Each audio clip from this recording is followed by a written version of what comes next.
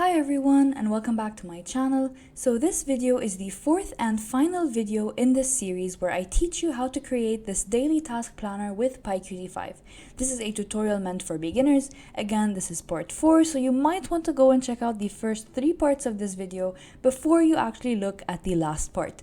This last part is specifically about integrating a database with this application so that we can actually store some tasks for each date and then check and uncheck them, save them, and create new tasks. Alright, so without further ado, let's get started. So last time what we did is we added these guys from a list that we added in the code ourselves. So you can see this list right here, this task list.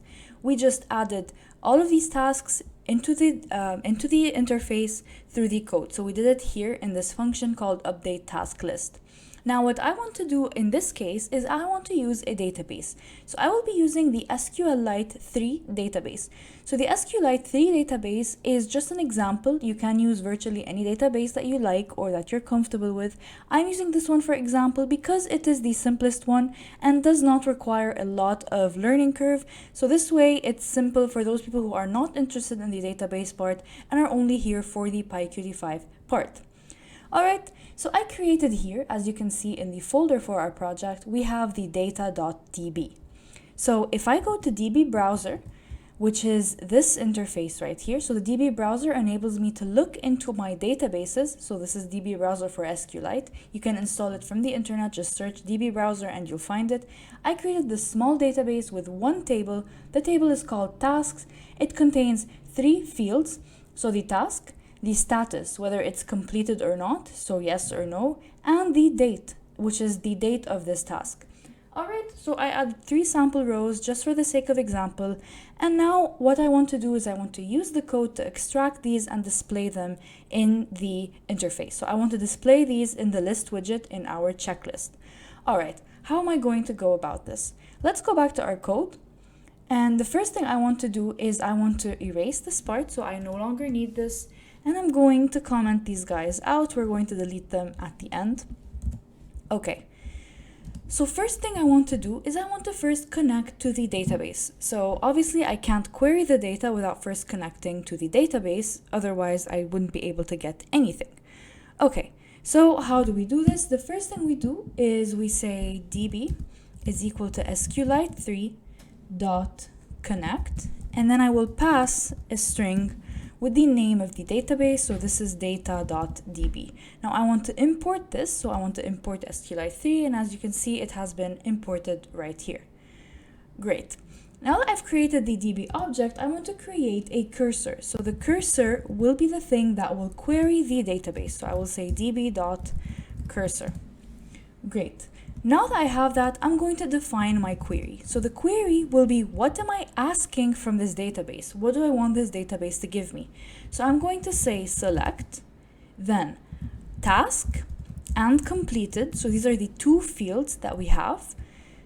So here you have task and completed. I don't want the date because I will be providing the date myself. Now, what I'm going to say is I'm going to say from tasks, so I specify from which table I'm getting these guys, where the date is equal to the date that we will provide. So we will put this question mark to say that we will fill in this value later. Next, I will create something called row. So this will contain the actual value for the date, and this will have to look like a tuple, and then I will pass the date here. Now, what is the date? And I will just leave it like that. What is the date? Where do we get this? We will get this from the calendar widget itself. Again, we did this before. So we said when the calendar is changed, we extracted the selected date. Previously, we didn't really do anything other than print out the value of date selected. Now what I want to do is I want to pass the date selected to the updated task list.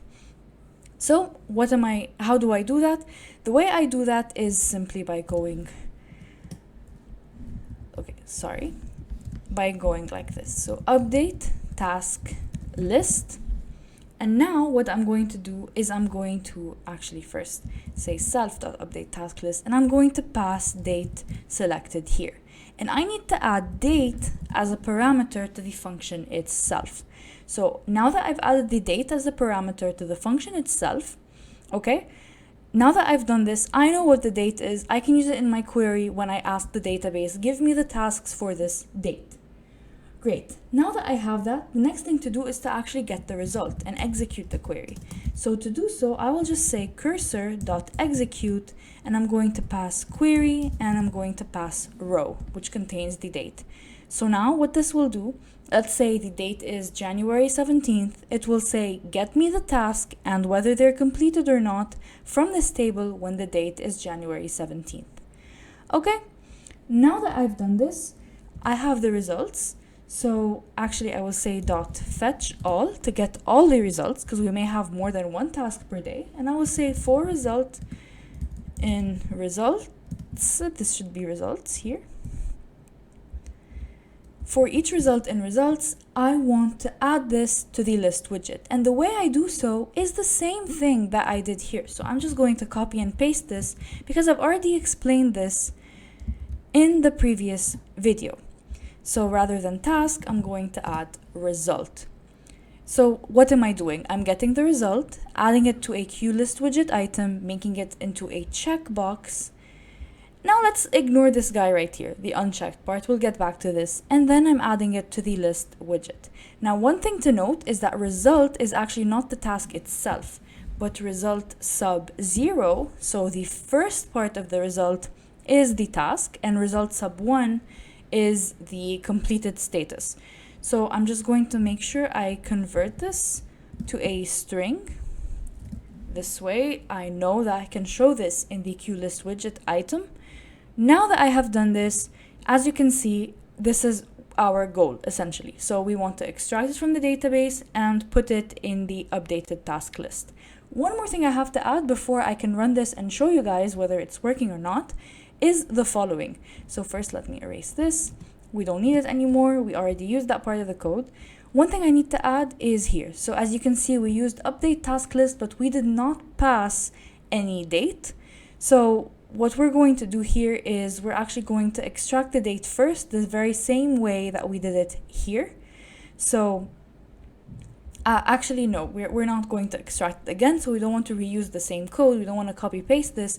What I'm going to do is I'm just going to say self.calendar date changed, and I'm going to call this one right here.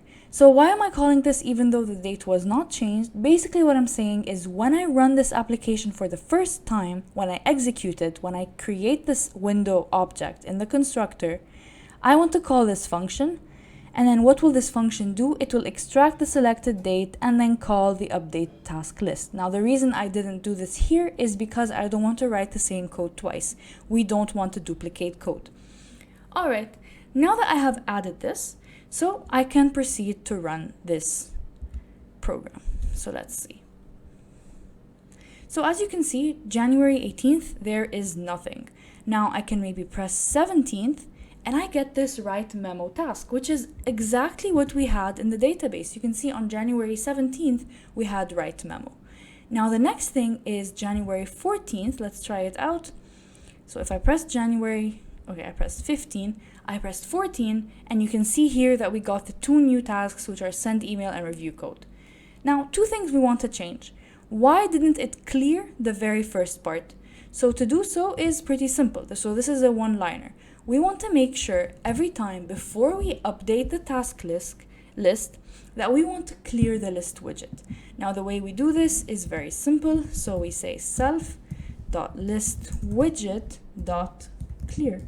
So pretty simple. I just want to clear it before making any updates. So now let's run it again.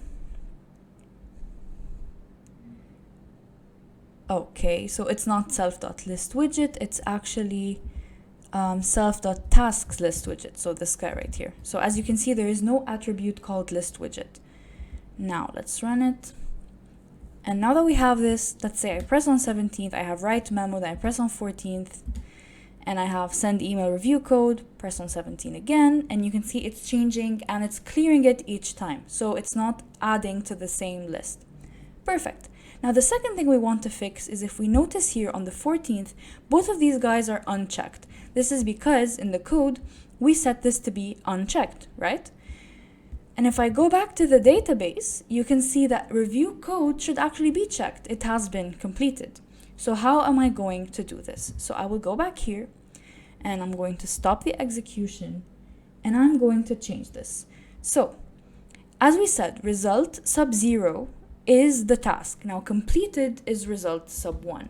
So here's what I'm going to do. I'm going to say if result sub 1 is equals to yes, what am I going to do? I'm going to set the check state to be checked. So this is actually completed. So rather than unchecked, I'm going to change this to checked. Now, else if, or you can also say if, it doesn't really matter. If this guy is no,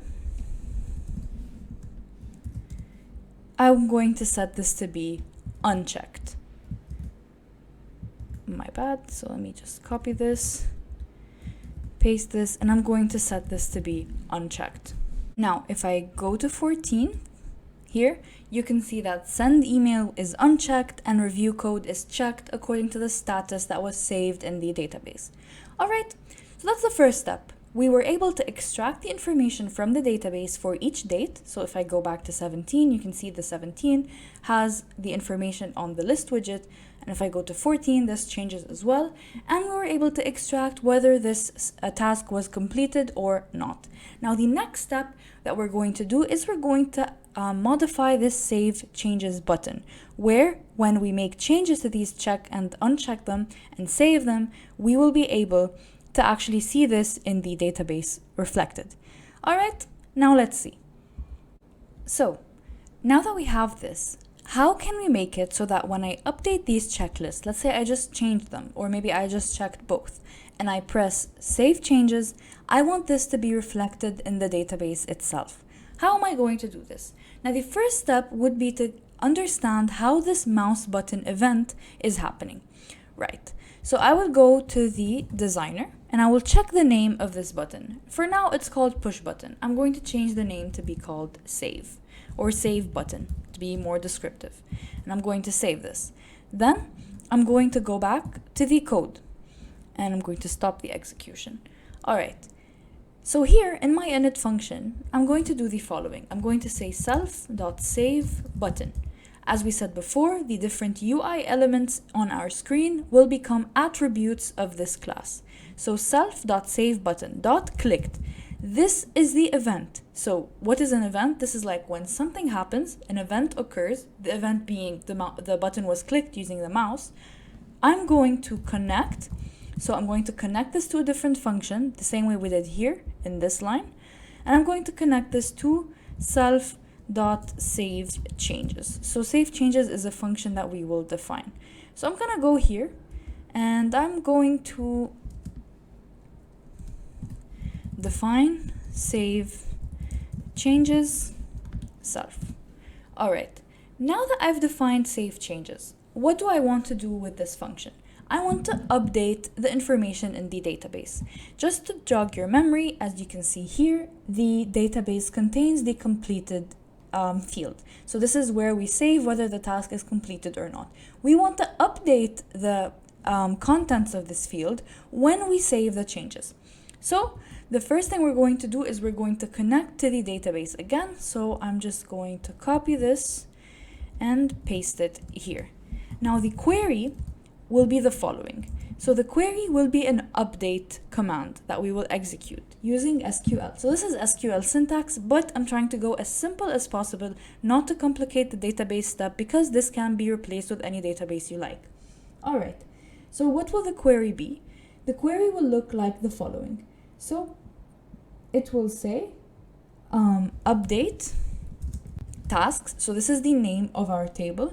Set completed to be equals to yes. So this is where the case where it's actually checked, where the task is equal to a question mark and the date is equal to a question mark. Now, depending on this query, we're going to build the rest of our code. So when do we want to set this to yes? We want to set this to yes when the box is actually checked.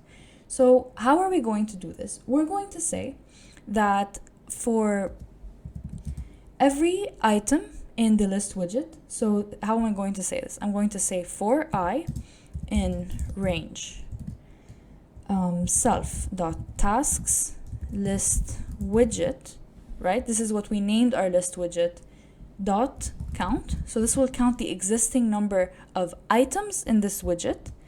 So for this, for I in this range, so I will go from 0 until the very last one, -1. What I'm going to do is I'm going to extract the QList widget item. So self.tasks list widget dot item sub I. So I'm saying I want the item at this index. So at index 0, this will get me the topmost item. Index 1 will get me the item under it, and so on. Now that I've extracted the item, what do I want to do? I want to convert this item to a string because this is representative of the task, right? So how am I going to do this? I'm just going to say the task is equals to string item. So I'm just going to cast the item to a string. Great. Now that I have the task, I know what I'm querying for. I know what I want to update. So here's what I'm going to do. First thing is I'm going to check whether this box is checked or not. So I'm just going to say if item.check state, this is how I extract the check state, is equal to qtcore.qt.checked. So I'm checking, is this thing checked? In this case, the query will be this guy. So we want to set it to be yes. Otherwise, if it's unchecked, we can just say else because we can only have two different states anyway. So it's checked versus unchecked. In this case, the query will be the following. So we will do the same thing with no. All right. Now that I have this, I've defined my query. I want to actually execute this. So I will have the row. So the row will contain the value for the question marks. So in our case, what is the task? We have it in this variable right here. It will contain the task, the date, and finally a comma. Again, this is a tuple. And now I'm going to cursor.execute and add this query and the row. All right. One last thing I want is I want to get the date. So the date, how do I get it? I get it obviously from the calendar widget. So I can get it from this guy right here. All right, so I can just copy this and say here. So date is equal to the following. And actually I can move this to be outside my for loop because I don't need to check for this every single time. Okay. Because when I save the changes, the date will be one date. So this will always be the same thing. Okay, now I'm executing it. Now what do I want to do? The last thing I want to do is I'm going to commit my changes to the database. Perfect. Now that this is done, I'm going to run my program again. And let's say here, the 14th, maybe we should fix this calendar because it keeps moving. So maybe we should make the font a bit smaller. Anyways, we can do that at the end. This is no problem. I want to make some changes. I'm going to change email to be checked, and I'm going to save the changes. Now I've pressed save. Obviously, nothing has really happened here. So I'm just going to go and check the database, and I'm going to refresh. So you can see here that send email is no. I refresh it. So the reason this didn't work is because of the following. So I made a mistake here and I shouldn't be converting the QList widget item to a string like this. So I should do the following. So I should do item.text. So my bad. Now if we run it and I go and check this, I will say change this to checked. Let's press save changes and let's go back to the database. And as you can see now it's no. If I refresh, now it is yes. So I changed it so that once I change it in the interface in our application, it will get updated in the database. Let's try the opposite. So let me try to uncheck review code. Let's say I checked this by mistake. I'm going to press save changes. Then I'm going to refresh and you can see this was changed to no. All right, so now that we have the update, we have this save changes. One thing we could possibly add is some type of box that will tell us, okay, this was successful. Because as you see now, when we are making these changes, nothing is really happening in the interface to tell us that this actually succeeded. We can actually use something called a QMessageBox. So a QMessageBox is a little dialog that pops up when we want it to, basically. So I'm just going to call this message box, and it will be a QMessageBox. All right, again, I'm going to import it from PyQt5.qt widget, so you can see it right here. So I created this message box. I want to give it some type of text, so I will say messagebox.setText, and the text I'm going to say is changes saved. Now that I've added this text, all I have to do is set the button to be okay. So messagebox.setStandard buttons, and I'm only going to use an OK button. We don't need the cancel button here, and I'm going to say QMessageBox.OK. All right. Now the last thing I want to do is I want to actually execute it. So I just do this. Now if I run it, and let's say here I want to check this one that, okay, I already did it. I save my changes and I get this little dialog that tells me changes saved. I can press OK. Thank you very much. And now we're done. All right. Now, the very last thing that we want to add is the add new functionality. So the add new, essentially what we want is we want to press it and have the ability to add a new task to our to-do list for the date selected. So how are we going to do this? Again, let's go back to our designer, so this guy right here, and get the name of this button. So this button is, let's actually name it add button. Okay, now back to the code, and we will say self.addButton.clicked.connect self.addNewTask. And I'm going to define a function called addNewTask. I'll do this here. Okay, great. Now, for now, let's actually do this with a sample task. So I'm going to say the new task is equal to, let's say, clean the house. Okay, so we're going to say this is clean the house.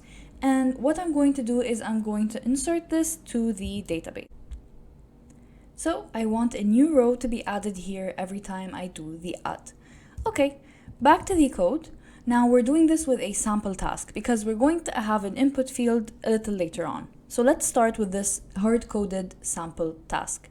So what do? Again, I will define a query, and my query will be the following. So I will say insert into tasks. So insert into this table where I have these fields. So task, completed, and date. And I want to insert the values question mark, question mark, question mark. All right, so I'm saying I want to fill in these values later. Perfect. Now that I have this, what do I want to do next? I want to actually fill in the values. So I will define a row. Now you know the drill by now. And I will have the new task. And for completed, it will probably be no at first because we haven't completed it yet. We just created it. And the date, we will extract it again from the calendar widget the very same way that we did before. So this way. So I'm just going to copy this. Now we can create a different function and we call it getDate, where we extract the current date. We can do that at the end if you want. And now I have the date. I'll leave a comma at the end. And now I have my row. And again, what I also need is I need to define the cursor. So I will copy this code. I'll reuse it. And oops, okay. I'll go here. And then I'm going to cursor.execute. So I'll go here, cursor.execute, query, and row. All right. And finally, after this, I'm just going to db.commit. This is because we're inserting something new into the database and we need to commit our changes. All right. So what I'm going to do now as I said, there's no input field. We're adding this hard-coded new task. So we should be able to see clean the house for our date in the database. So I'm going to run it.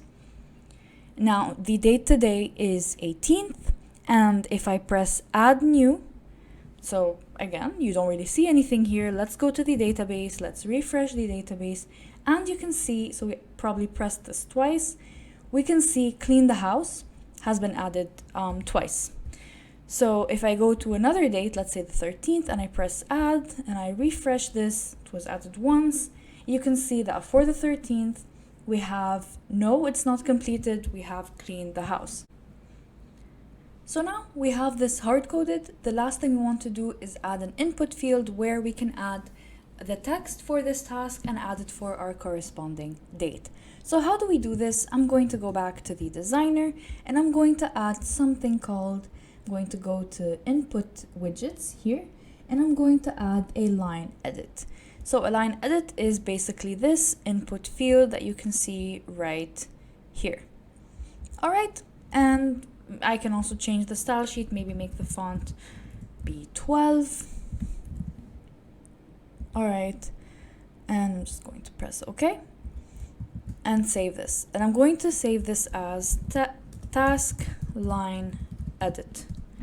Perfect. Now that I've saved this, what I can do is I can go here, and rather than have new task be a hard-coded clean the house, I can have this be self dot task line edit dot text, and I'm going to convert this to a string.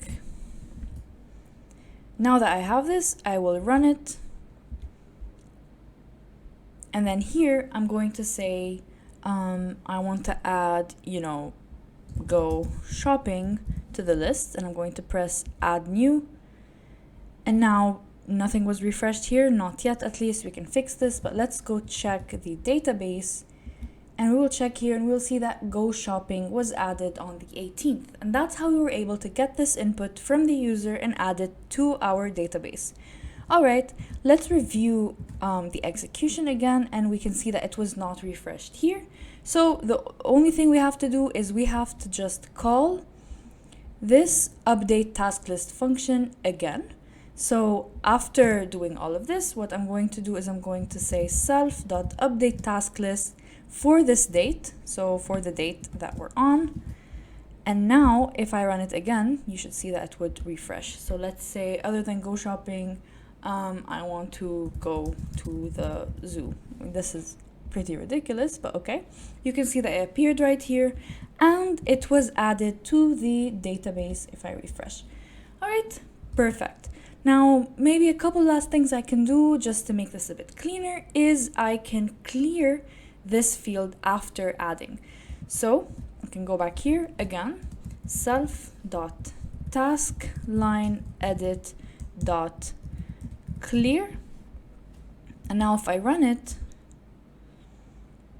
again, let's say go to the mall, I press add new, and you can see it was cleared from here and it was added here. All right, one last thing, maybe we can just fix the appearance of this guy. So let's bring it down, make it a bit smaller. Actually, I'm just going to keep it larger and raise this guy. Okay, great. So that now it matches the button at least. Now that we have this, we can run it again, have like one final demo. We can see that we can check these and say that, okay, I did these. Then I can go check the database, run this again, and as you can see, they were changed to yes. All right, perfect. And we have this changes saved. Okay, so that's really it for this video. That's really it for the video series, actually. Thank you so much for watching and for tuning in. I hope you learned a thing or two following this series. Do let me know if you have any questions. I will try my best to answer any questions that come in the comments on this video. Again, thank you so much for watching. Please don't forget to like and subscribe if you liked the video. And that's it. I'll see you in the next one. Bye bye.